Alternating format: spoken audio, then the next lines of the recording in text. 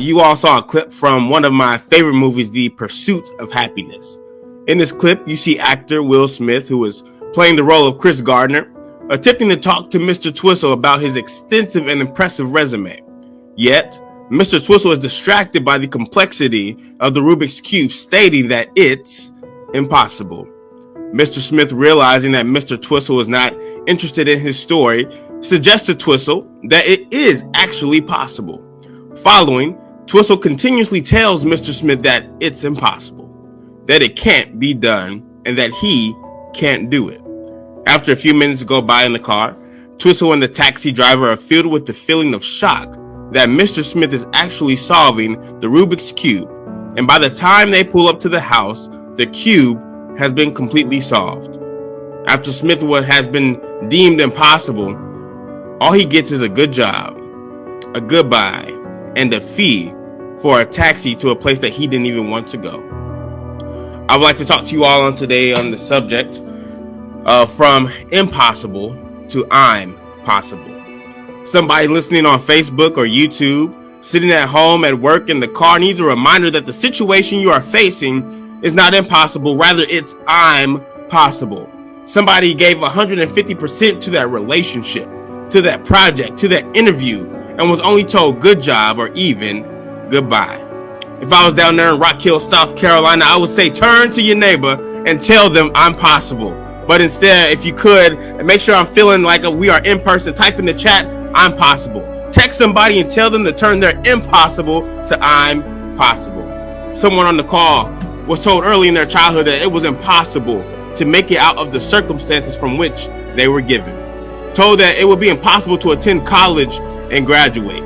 Someone was laughed at and told that their dreams would never come true, but yet here you are, a living testimony, a survivor of pessimistic viewpoints from haters who couldn't even handle a day in your shoes. You ought to be happy, overjoyed, and filled with unmeasurable excitement that you are possible. Yeah, I chose this clip because there are so many lessons within those 120 seconds. And I wish I had the time to go into detail. I don't want them to cut my mic off. But I want to talk to you all a little bit about how you turn the impossible to I'm possible.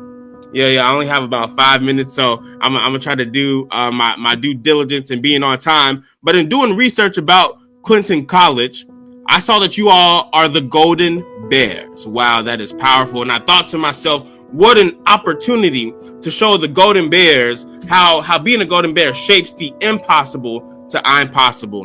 So we're going to start off with the B. The B in bear stands for be bold.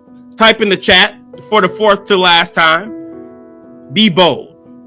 New Zealand-based actress Yana Cachola says be bold in pursuing what others believe is unrealistic, because this will achieve more than being bland and unimaginative.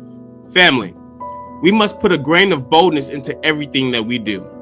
Being bold doesn't mean it doesn't have to be overly complex or scary, but being bold looks like showing up every day and putting your best foot forward. Being bold looks like not being afraid of failure so that you can have an opportunity to grow. Being bold means not giving up just because everyone else did. You must know that I grew up in the Baptist church, and whenever life presents its challenges, I've grown accustomed to pairing it with a conquering scripture. I'm reminded of Joshua 1:9 that says, "Have I not commanded you to be strong and courageous? Do not be afraid. Do not be discouraged, for the Lord your God will be with you wherever you go." When peers ask me how I get so many opportunities, how do they get to where I am, my first answer is always, it's God. My second answer is I showed up. And my third answer is I'm always willing to be bold enough to bet on myself and achieve in everything that I do. And you have to do the same. Be bold in your scholarship. Be bold in your service. Be bold in your faith, and be bold in your leadership. If you're going to turn your impossible to I'm possible, you first have to be bold. So yes, we have the B. The B is for be bold. All right, I hope you all got it. Now we're moving on to the E. Is engage. Stay engaged. For the third to last time, type in the chat, be engaged. Yes, while I hope that you find your significant other, I'm not talking about that type of engagement. No, I'm talking about being involved and active on your campus and in your community. People will often speak on how they want to make a difference, all the dreams they have for themselves, but they never take the action to engage with reality. It is important to engage with your thoughts, with your dreams, with your aspirations, but it's equally important to engage with the actions that make those things come to fruition. When speaking on engagement, that does not solely rely upon the student. I know that my goal was to speak to the student body, but I also want to speak to the Clinton College family, because we all have to be engaged. See, it's everyone's responsibility. Faculty, staff, alumni, administration, community, and students. Nothing bothers me more than when people complain about a campus that they aren't actively involved or engaged in. How can you complain about student life when you've never left your room to attend an event? How can you complain about students not doing well in class, but you've never engaged them to better understand how they need to be taught? How can you as alumni complain and moan about what the school isn't doing, but you haven't given a dime back to support it after it supported you in your 7 years of attendance? Oh, I'm stepping on somebody's toes this morning. I'm sorry. There is so much possibility and opportunity that lays at your feet at Clinton College, but you watching this must make the decision, make a choice to be involved and be engaged no matter what your role is. That's the E. So we have be bold, we have be engaged, and now we have A, accountability. This word makes some people itch because they are allergic to it. I could do a speech on accountability all by itself, but I only have a few moments left. I'm trying to get through this. Dr. McNeil, don't cut my mic. Please, DK, don't cut my mic. But if you could, type in the chat for the second to last time today, accountability. See, people naturally run away from accountability or criticism because it's not something that people like to hear. If you're always running to praise from others, or people who always tell you good job but never tell you what you can do better, then you are actively deciding to be around people who only enable you to be mediocre. Oh shoot, I done stepped on somebody's toes. I'm sorry, Dr. McCorn. Y'all, they gonna write a message to you saying that they can't invite me back. But too much praise or too much criticism is never good. But a healthy balance of both is what is needed to turn your impossible to I'm possible. Knowing when you need a pick-me-up and knowing when you need to be corrected is a proven formula for success. The haters and the enemies in your life aren't the ones who tell you what you need to hear. They aren't the ones who tell you when you're wrong. The haters are the ones who always tell you what you want to hear, knowing that you have the capacity and the capability to do better. I'm reminded of when I served as student government president and I started to have more speaking engagements, and people constantly told me how good I was or that I was doing a good job, that they've never seen an SGA president like Michael N. Weaver Jr. Man, it felt good and I was on cloud nine. But after every engagement, a phenomenal lady, scholar, and speaker by the name of Dr. Crystal DeGregory will always criticize what everyone else thought was good. I really looked up to her and still do look up to Dr. DeGregory, and it hurt me to my core that one time I cried because I thought I gave an amazing speech, right? I had used some Whitney Houston lyrics in the speech, some Lil Duval lyrics in the speech in the intro, and she told me what no one else had the courage to tell me, which was that it wasn't good and that I could do better. See, what I thought was my best was really mediocre. She saw more in me that I couldn't yet see, but her criticism and her holding me accountable allowed me to move past my initial emotion of hurt and move to work. I will not be here speaking before you today had she not told me I could do better. I will not have Dreamweaver motivation had someone not held me accountable to a higher standard. There is purpose in pain which lies in truth. If you are willing to go from impossible to infinite possibilities, you must allow yourself to be held accountable for the sake of your own growth. Oh, I know somebody feeling convicted this morning. So we have be bold, we have be engaged, we have accountability, and finally the R in bear stands for stay ready. For the final time today, type in the chat, stay ready. There is nothing more expensive than a missed opportunity.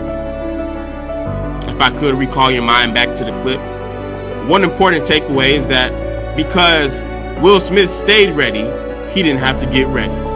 Because he was versatile, he was able to adapt. Because he showed up, he was able to show out. That one opportunity that you've been hoping for, that you've been praying for, could pass you by simply because you weren't bold, simply because you didn't engage, simply because you resisted accountability. And now, in the blink of an eye, the opportunity you once hoped for slipped right through your fingertips. King Richard has also joined my list of favorite movies. And repeatedly throughout the movie, he reminded his girls, Venus and Serena, that if you fail to plan, you plan to fail. The question is, ladies and gentlemen, what are you doing today that's preparing you for tomorrow? When will you stop saying one day and instead make today day one? Have you visited career services to have your resume and cover letter ready to go? Have you maintained a commendable grade point average so that you can join that fraternity or sorority? As long as it's not Alpha Phi Alpha Fraternity Incorporated. I'm just playing. When is the last time that you read a book that contributed to your personal or professional growth? Ask yourself, are you really ready for the blessing you keep asking God for? God doesn't prepare the blessing for you. He prepares you for the blessing, but you must be willing to put in the work. So we have B, be bold. We have E, stay engaged. We have A, accountability, and we have R, stay ready. And as I leave you with my final remarks, I'm reminded of a story about a boy and his father who went to the toy store. Some of y'all don't know about that because y'all just got Amazon. But back in my day, y'all think I'm young, but we used to go to Toys R Us. And the father told the son that he could have any toy he wanted and would let the boy roam the store until he found the toy that he wanted. As a few minutes went by, the father started to hear this thud sound over and over. Doom, doom, doom. And he finally found the boy hitting what is called a Weeble Wobble, a blow-up toy that falls over when you hit it and bounces back up. The boy would hit the man and knock it over and be amazed that it stood back up every time, no matter how hard he punched it, no matter how hard he kicked it, that this little Weeble Wobble, this man painted on this blow-up rubber thing, would bounce back up every time. The dad asked the son, why do you think he comes back up when you hit him and knock him down? Why do you think he comes back up when you hit him and knock him down? The boy pondered for a moment and said, I don't know. I guess it's because he's standing up on the inside. Yeah, I probably missed that one. When Dr. McNeil first invited me, he asked me for a short and a brief bio, and I was in the process of cutting it down, but then realized that I couldn't. See, everything you heard in the bio and see today, that's my New Testament. But if you don't know my Old Testament, if you don't know my story, then you can't understand my glory. If only you knew how many times I was knocked down on the outside, but had to keep getting back up on the inside. If only you knew how many times people said I wouldn't make it, that I would never amount to anything. When the research said, because I grew up in a single parent household, I wouldn't make it to my high school graduation without being locked up or killed, I did. When my high school principal said I wouldn't thrive at a HBCU, I did it. When friends turned their back and laughed at my dreams, I did it. So Dr. McNeil, I am sorry that I didn't give you a shortened bio. I just couldn't hide the fact that behind every single accomplishment was a decision I made to stand up on the inside and turn the impossible to impossible. See, we're not that different, y'all. Yeah, I know some people have told you that you wouldn't make it, that you wouldn't be here today. And my story is still being written every day that God gives me an opportunity to breathe. Some of the very people that you look up to, they stood up on the inside. Those two little black girls from Compton named Venus and Serena turned impossible to I'm possible. The little black boy from Akron, Ohio named LeBron James turned impossible to I'm possible. The little black girl from the streets of Chicago and the little black boy from Honolulu, Hawaii, who became the first black president and the coldest first lady in American history turned impossible to I'm possible. The black girl who graduated from an HBCU and became the first black female vice president turned impossible to I'm possible. And finally, I said I wasn't going to preach. I said I wasn't going to go there, but I'm reminded of a man who they hung high and they stretched wide. A man who they perceived to be dead, but 3 days later, he rose again and he turned the impossible to I'm possible. Because he is possible, you are possible.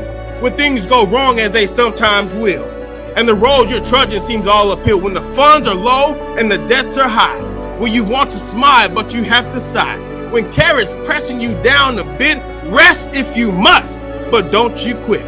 And as I leave you today, remember to be the golden BEAR. Be bold, be engaged, be held accountable, and stay ready. Be bold, because you will have Mr. Twistles in your life who say it can't be done just because they can't. Don't allow someone else's limitations to keep you from your elevation. Just because almost is good enough for them doesn't mean it's good enough for you. So the next time somebody says it's impossible, ask them how much they want to bet. Because when they bet against you, they betting against God. And the God I serve is going to win every single time. So take out a pen and paper. Take out a notebook and write your haters a thank you note for telling you that it's impossible. Because it's a reminder that every time you say it's impossible for me, it's a reminder that I am possible. Thank you.